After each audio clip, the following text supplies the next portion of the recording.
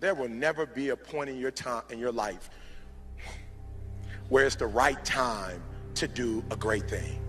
If you're waiting for that perfect moment, that perfect timing, it's not going to happen. You know what you have to do? You have to create the perfect time and the perfect opportunity and the perfect situation.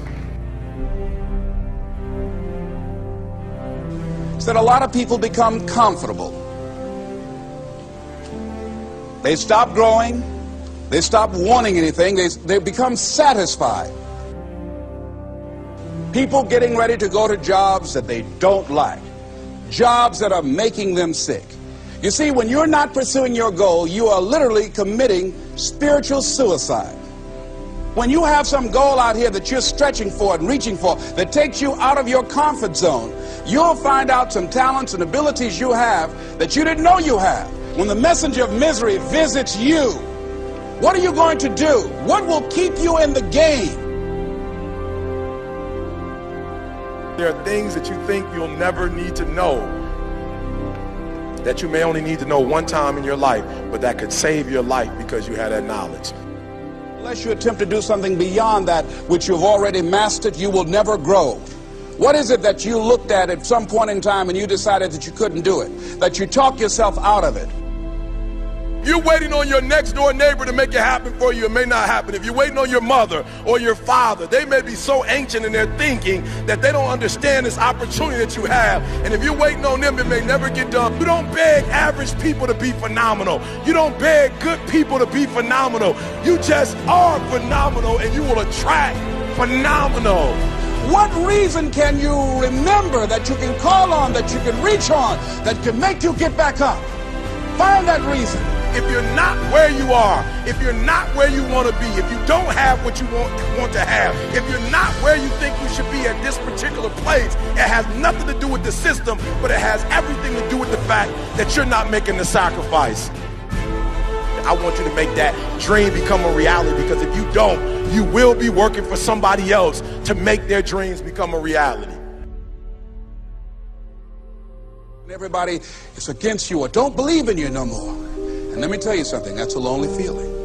It's a lonely feeling, particularly people that you're doing it for. Most people take their greatness, take their ideas to the graveyard with them. Listen to me, if it was easy, everybody would do it. There are people right now who are working who don't want to work. There are people who hate their jobs, but they keep getting up to do it. The wealthiest place on the planet is the graveyard. Because in the graveyard we will find inventions that we never ever were exposed to. Ideas, dreams that never became reality. Hopes and aspirations that were never acted upon. Question is, what are you going to do with your time? What drives you? And greatness is a lot of small things done well. Day after day, workout after workout, obedience after obedience, day after day. When things don't work out for you, when things happen that you could not anticipate, what are the reasons that you can think of that can keep you strong? You will never ever be successful until you turn your pain into greatness, until you allow your pain to push you from where you are to push you to where you need to be. Stop running from your pain and embrace your pain. Your pain is going to be a part of your prize, a part of your product. I challenge you to push yourself. See, it's easy to be on the bottom. It doesn't take any effort to be a loser. It doesn't take any motivation, any drive in order to stay down there on a low level. But it calls on everything in you. You have to harness your will to say, I'm going to challenge myself. I mean that what you did last week don't count. Today is the only important day. There are 86,400 seconds in a day, and how you use those are critical. You got 86,400 today, and what you do today is going to cement who you are. Nobody's going to talk about what you did last week. That the biggest enemy you have to deal with is yourself. There's an old African proverb that says, if there's no enemy within, the enemy outside can do us no harm. you have this opportunity of a lifetime. It means absolutely nothing if you don't take advantage of it in the lifetime of this opportunity. I got a saying that when life knocks you down, try and land on your back, because if you can look up, you can get up.